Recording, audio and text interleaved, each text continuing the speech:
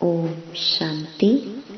28 फरवरी 2022। बाबा के महावाक्य।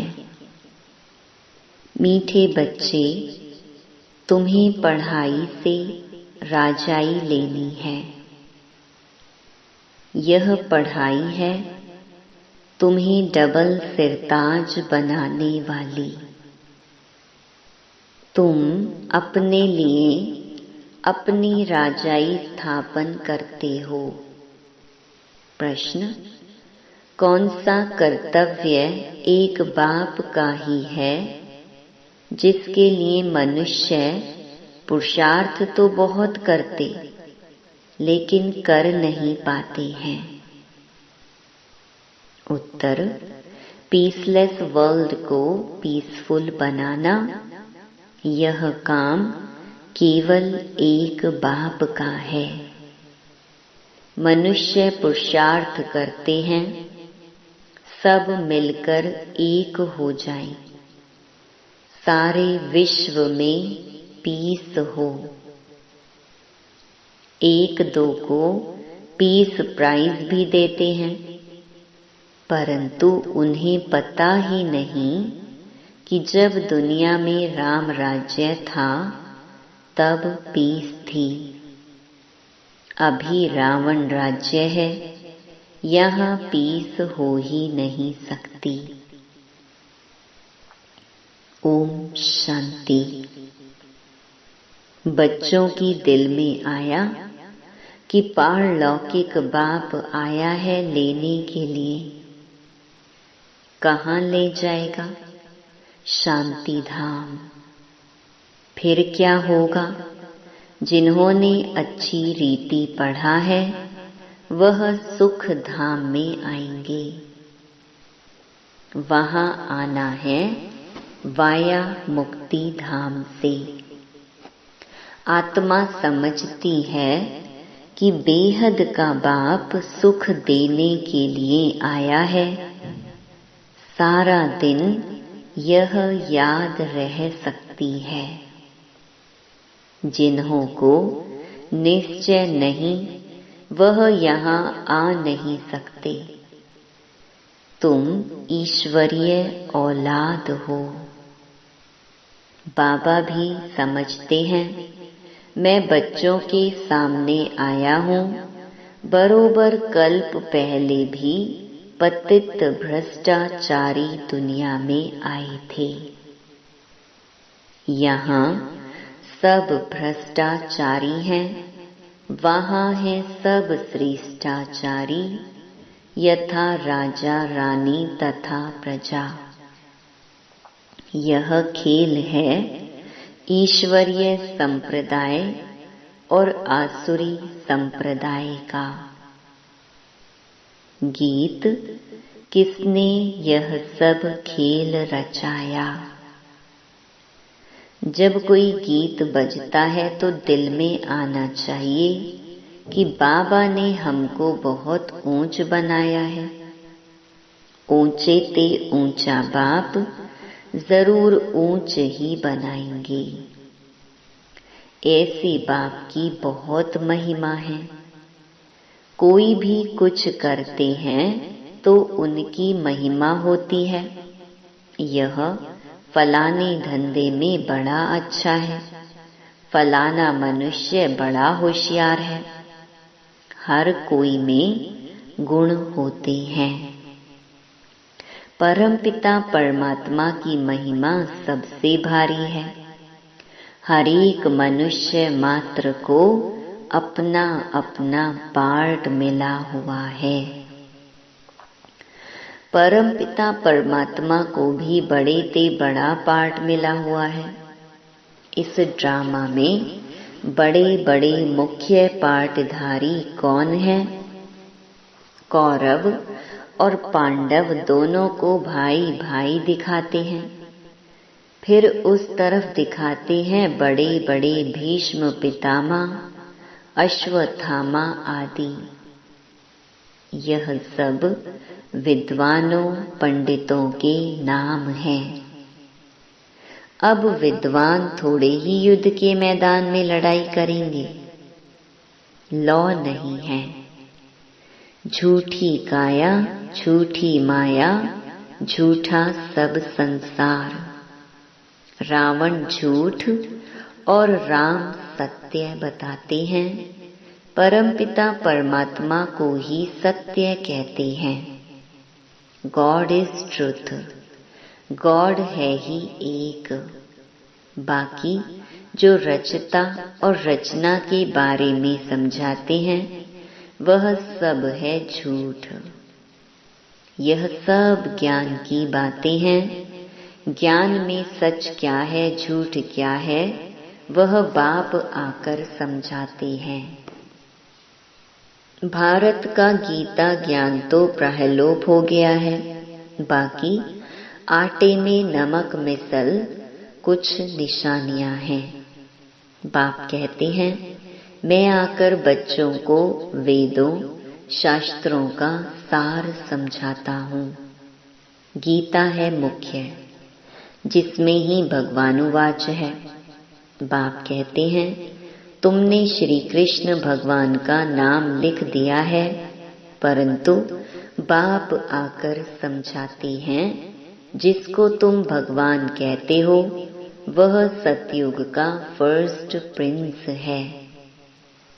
वह पहले पहले मेरे से विदाई ले मुक्ति धाम से आया था सतयुग का प्रिंस बनने। अच्छा, श्री कृष्ण की इतनी महिमा है, उनका बाप भी तो होगा ना। जैसा बाप वैसा बच्चा। श्री कृष्ण के बाप की महिमा कहाँ गाई? उसने किससे वर्षा लिया? श्री कृष्ण हैं सतयुग के आदि का। स्वयंवर बाद लक्ष्मी नारायण बने हैं। कितने धनवान थे। इतना धन उन्हों के पास कहाँ से आया? इस समय तो कुछ भी नहीं है। क्या हुआ? इतने पदार्थ कहाँ से और कैसे मिले? किसने दिया? तुम बच्चे जानते हो कि बेहद के बाप ने पढ़ाया। इस पढ़ाई से बरोबर तुम सतयुग के राजा बनने वाले हो। वह जो अल्प काल के लिए विकारी राजाएं बनते हैं वह कोई नॉलेज से नहीं बनते हैं। जो बहुत दान पुण्य करते हैं वह जाकर साहूकार घर में जन्म लेते हैं। यहाँ तुम पढ़ाई से राजा महाराजा बनते हो, सो भी डबल सिरताज। तो कहते हैं सब कुछ करके अपने आप छिपाया। तुम जो बच्चे हो जानते हो बाप ने राज्य दिया था, बड़े सुखी थे। देवताओं का पूजन कितना अच्छा होता है। पूजन देखना हो तो श्रीनाथ द्वारे जाओ। देवताओं के जड़ चित्रों पर इतना माल चढ़ाते हैं तो खुद जब मालिक होंगे तो क्या नहीं खान पान होगा। नई दुनिया है ना, नई खेती माल अच्छा देती है। पुरानी होने से ताकत कम हो जाती है। तुम बच्चों ने साक्षात्कार किया है। बाप समझाते हैं ऐसे था ना, फिर क्या हुआ? तुम्हारे ऊपर 5 विकारों रूपी माया आकर चटकी और तुम कांटे बनते गए। बबूल का झाड़ होता है ना, उसमें कांटे बहुत होते हैं। उसको कहा जाता है कांटों का जंगल। इस समय एक एक मनुष्य कांटा है। काम कटारी चलाते रहते हैं। माया के चटकने से रावण राज्य हो गया है। तुम हो गुप्त वेश में। किसको भी पता नहीं। तुम बच्चे अभी कल्प पहले मुहाफिक श्रीमत पर चल रहे हो। सिर्फ कल्प पहले मुहाफिक नहीं, कल्प कल्प के मुहाफिक। तुम बैठ बाप से राजयोग की शिक्षा सीखते हो। तुम हो नॉन वायलेंस। तुम अननोन हो।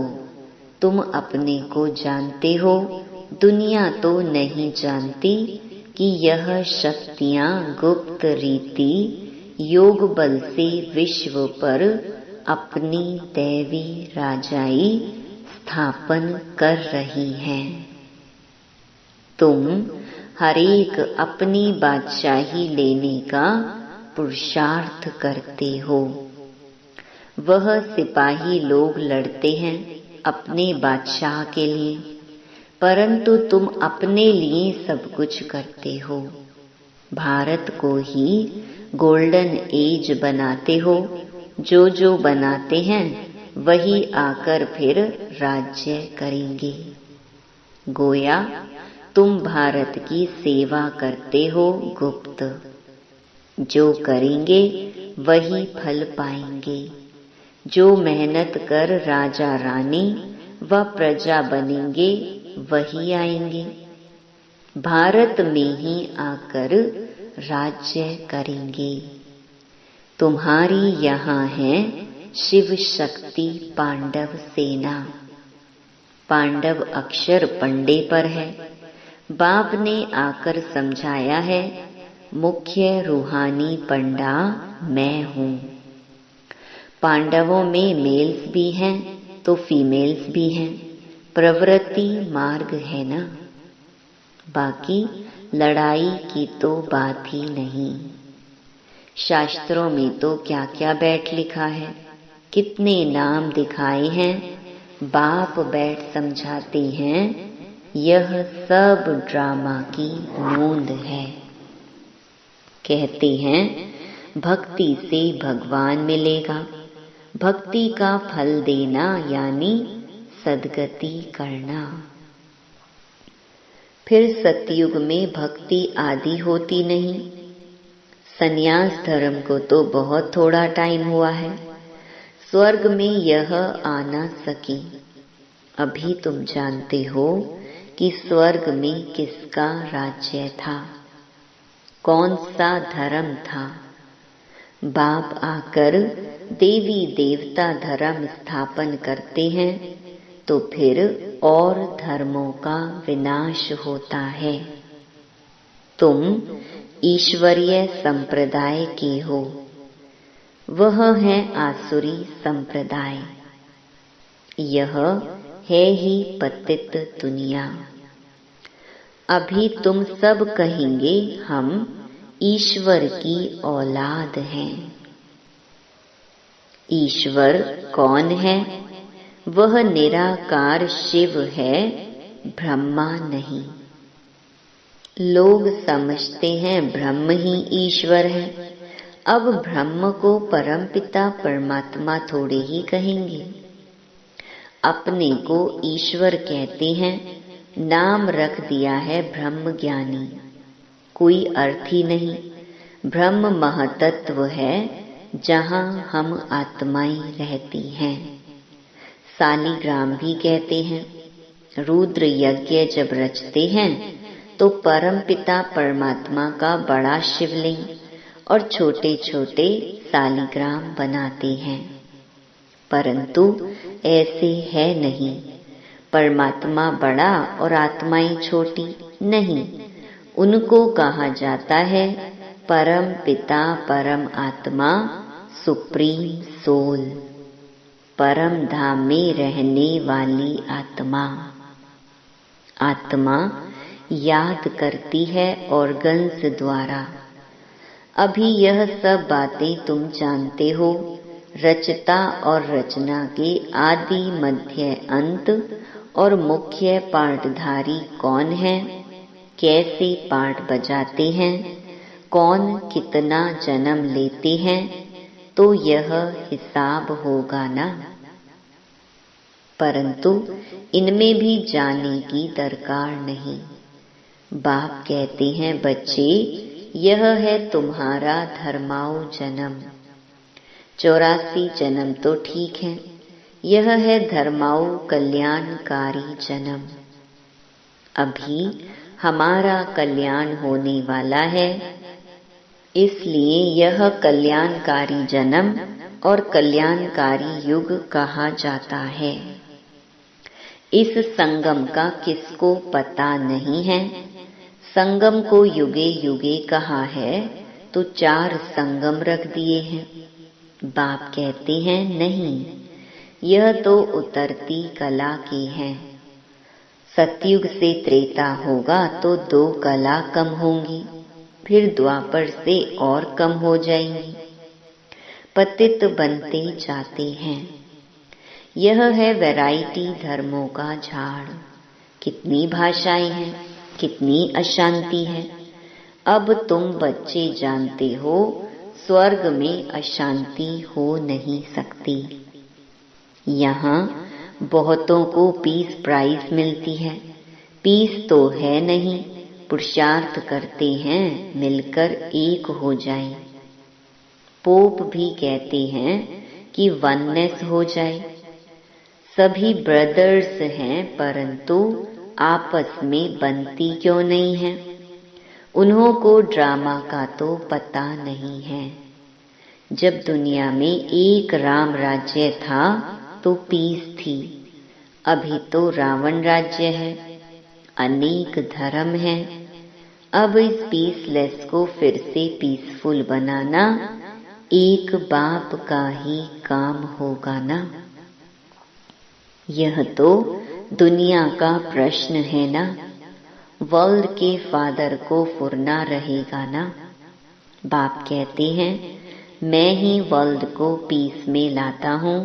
भारत में पीस थी ना। पीसलेस आत्माओं को वापस घर ले जाते हैं। वर्ल्ड की पीस के लिए वर्ल्ड गॉड फादर को आना है। उनका ही पार्ट है, तो कहते हैं सब कुछ करके अपने आप छिपाया। सबको सुख शांति दे करके फिर छिप जाते हैं। ऐसा छिप जाते हैं जो सतयुग त्रेता में भी कोई नहीं जानते। द्वापर कलयुग में भी कोई नहीं जानते, जब तक खुद ना आकर अपना परिचय दे। देवताएं भी नहीं जानते, अपनी आत्मा को जानते हैं, बाकी रचता को नहीं जान सकते। बाप कहते हैं, यह नॉलेज प्रायलोप हो जाती है। यह जो इतने मंदिर शास्त्र आदि बने हैं, सब खत्म हो जाने हैं। भक्ति मार्ग की एक चीज भी नहीं रहती है।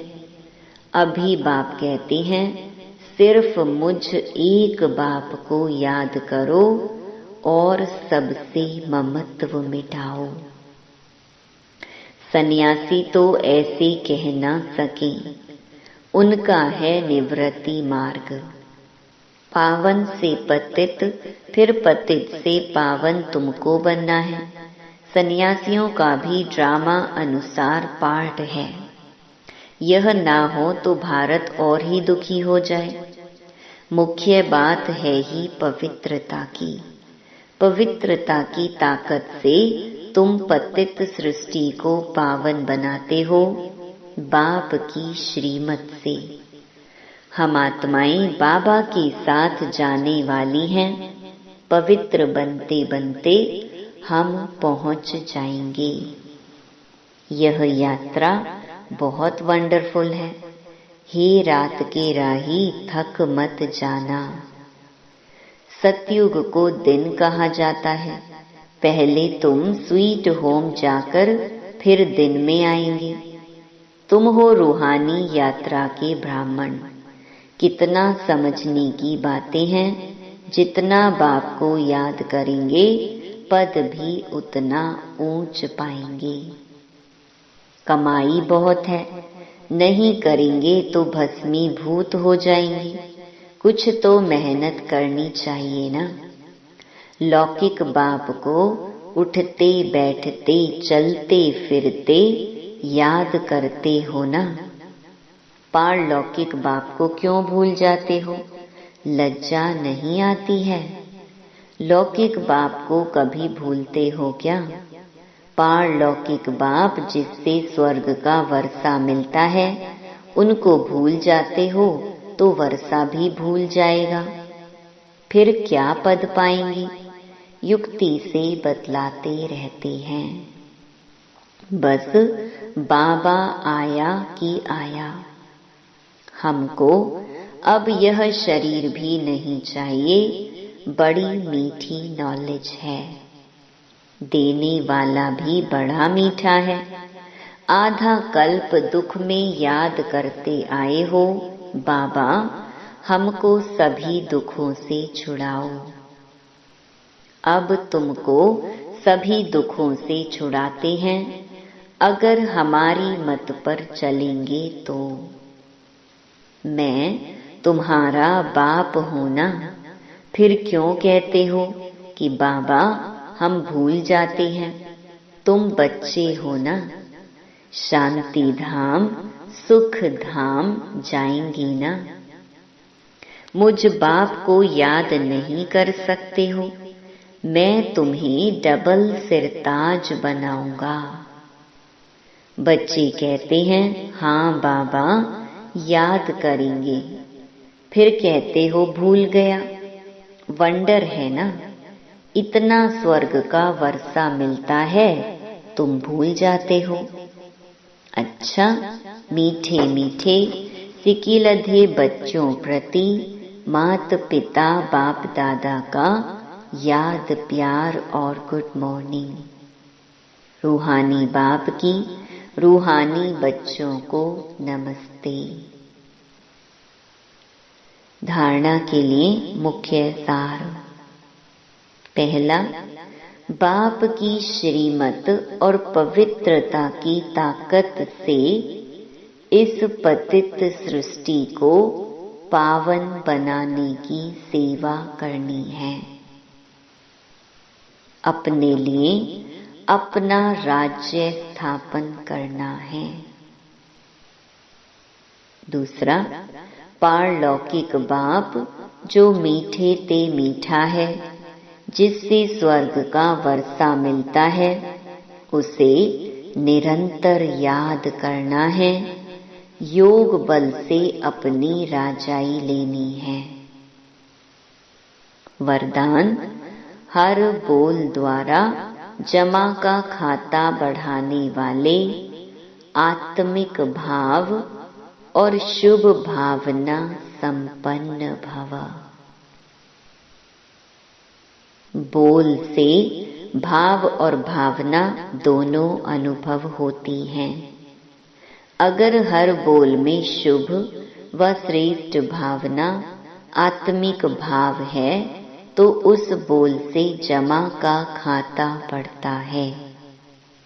यदि बोल में ईर्ष्या, हसद, घृणा की भावना किसी भी % में समाई हुई है, तो बोल द्वारा गंवाने का खाता ज्यादा होता है। समर्थ बोल का अर्थ है जिस बोल में प्राप्ति का भाव व सार हो। अगर बोल में सार नहीं है, तो बोल व्यर्थ के खाते में चला जाता है। स्लोगन, हर कारण का निवारण कर सदा संतुष्ट रहना ही संतुष्ट मणि बनना है। ओम शांति।